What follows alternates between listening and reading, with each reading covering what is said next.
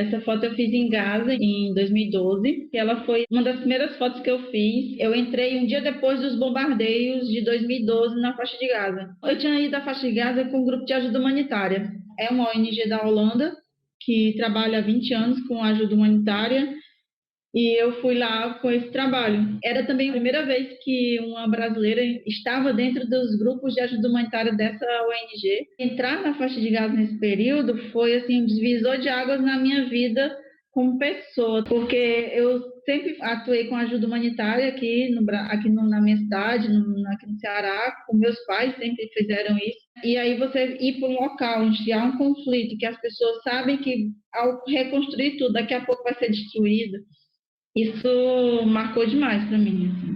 E na faixa de Gaza eu comecei a pensar a fotografia e como usar a fotografia nas relações internacionais, para falar de relações internacionais e para falar tudo aquilo que eu estava vivenciando.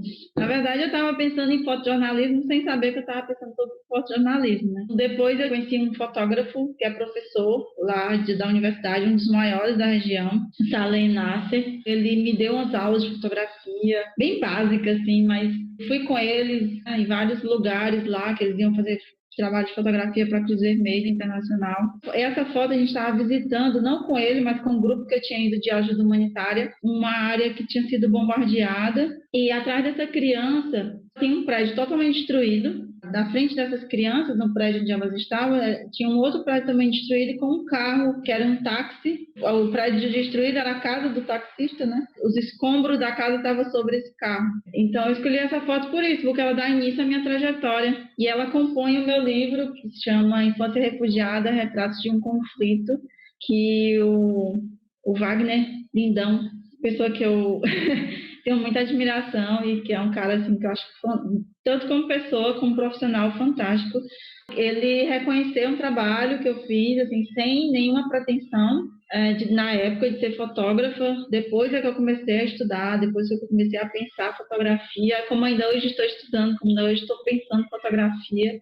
Espero que eu chegue um dia no nível do Wagner, que ele é maravilhoso. Quase 20 anos atrás, quando eu estudava literatura e não fotografia, eu ouvi de um escritor mineiro maravilhoso, que já morreu, que se chama Altran Dourado. Quando nós estudamos literatura, quando nós estudamos a técnica literária, quando nós mergulhamos na teoria da literatura, nós perdemos a inocência. E, de fato, eu acho que isso pode se enquadrar em qualquer tipo de arte. Isso significa que nós passamos a olhar para o mundo muito mais com uma visão técnica de produção do que com o coração. Esse olhar para o mundo com o coração, com uma certa inocência no olhar, é o que eu vejo nessa obra da Carine. É o que eu vejo, inclusive, nessa fotografia.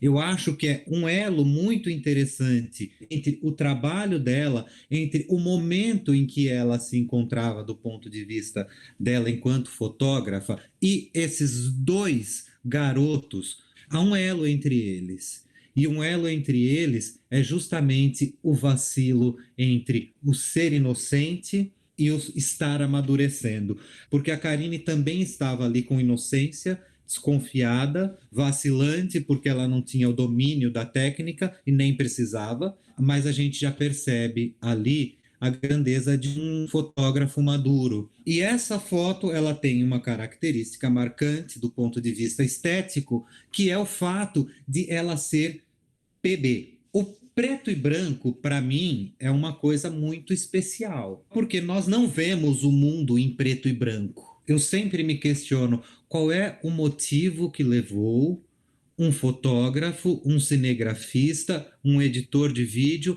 a optar pelo PB como estética. Eu acho que eu ainda tenho muito medo de colorido. Eu pensei assim, essa foto colorida, ela vai distrair do que eu quero dizer. que é uma infância sem direitos, é uma infância que está com todos os seus direitos violados, apesar de estar dentro do seu território, mas elas estão em situação de refúgio. No caso das crianças em Gaza, num campo de concentração moderno, né, de uma colonização de limpeza étnica. E as crianças palestinas que estão refugiadas em outros países, elas também têm seus direitos violados. Então, o preto e branco ele me vem nessa estética, ele contribui com a narrativa, e o preto e branco ele vai te focar no olhar da pessoa, no sorriso, na expressão do rosto, e não vai te distrair sobre as cores. Eu não tinha referência internacional ainda de fotografia em preto e branco. Naquele momento, assim, eu tinha referência a Sebastião Salgado e um fotógrafo aqui do Ceará, que é o Tiago Santana.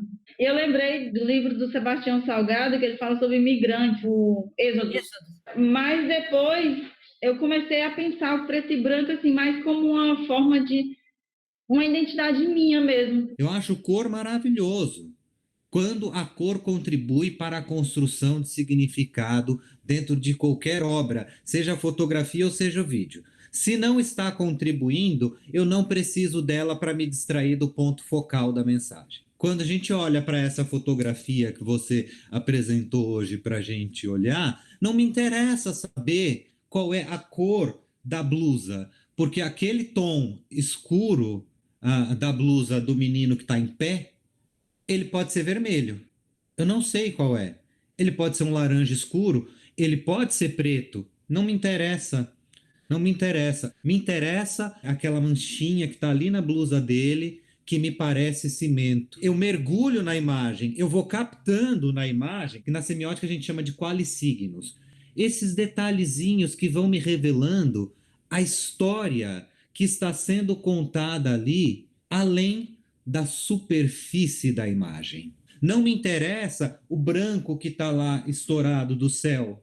Eu sei que é branco. Essa vegetação eu sei que é verde. Eu não preciso gastar a minha imaginação para tentar saber disso. Me interessa o olhar. Quando eu olho para essa fotografia, eu percebo que você construiu, você compôs essa fotografia em um contra-plongé, ou seja, de baixo para cima. Isso traz para essas crianças uma grandeza, uma dignidade a partir da tua composição, a partir da tua técnica que você talvez nem soubesse no momento que tinha. E é uma grandeza diferente da grandeza maldita construída, por exemplo, com Hitler, que nunca se permitiu ser fotografado em outro ângulo que não fosse no contra-plongé, para dar a ele justamente essa ideia de superioridade. Essas crianças não trazem a ideia de superioridade, trazem a ideia de grandeza e de dignidade.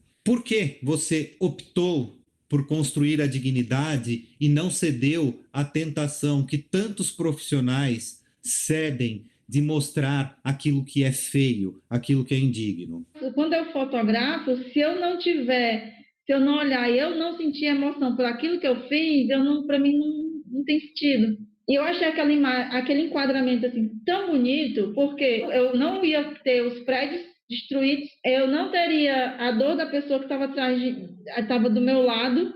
Me deu a ideia assim, do quanto aquelas pessoas são grandiosas. Porque em meio a tudo aquilo, ele sem dizer uma palavra, ele se colocou naquela posição ali, ele viu a câmera e ele se ajeitou e se posicionou. Ele nem imaginou que eu fosse fazer foto dele, mas ele estava mandando mensagem para mim para fotografá-lo. E o meninozinho que estava, o irmãozinho dele que estava atrás, não sei se era irmão ou alguém da família. E tinha um rapaz também que foi ajeitar o outro, que ficou envergonhado com a foto, mas também que queria a foto. Todo aquele cenário ali, mas não e que fugia exatamente daquilo que eu sempre via nas mídias, que era a dor, que era a destruição, e que por trás dessa destruição tem vida, tem sonhos. Tem pessoas que sonham em terminar a faculdade e exercer a sua profissão e não ser vendedor de fruta, que é o que acontece na faixa de Gaza. Tem 8 universidades na faixa de Gaza, as pessoas se formam, mas não conseguem exercer a sua profissão porque não tem indústria. A termoelétrica que tinha foi destruída. Nesse último bombardeio agora, a indústria de colchão foi destruída. Mas eles estão ali, eles projetam a vida deles. Eu vou estudar, eu vou terminar a faculdade, mesmo sabendo que não tem possibilidade de sair dali. Quem sabe um dia, porque quem sabe um dia ele vai ter o país dele livre e ele vai poder exercer o trabalho dele.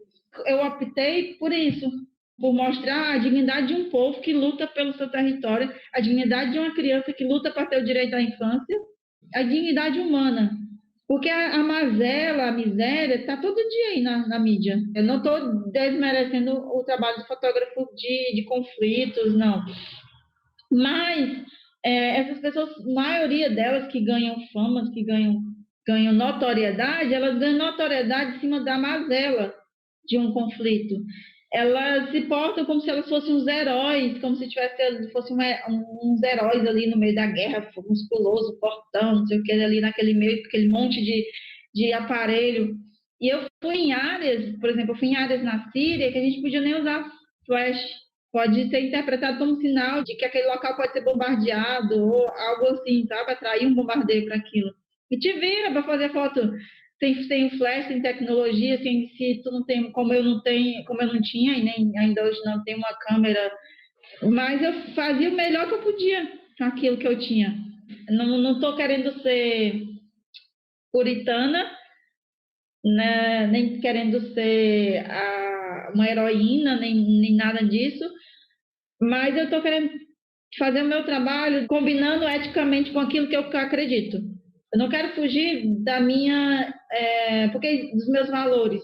E é uma coisa que que eu aprendi desde criança, meus pais sempre disseram: nunca negocie seus valores, porque a partir do momento que você negocia seus valores, você deixa de ser você.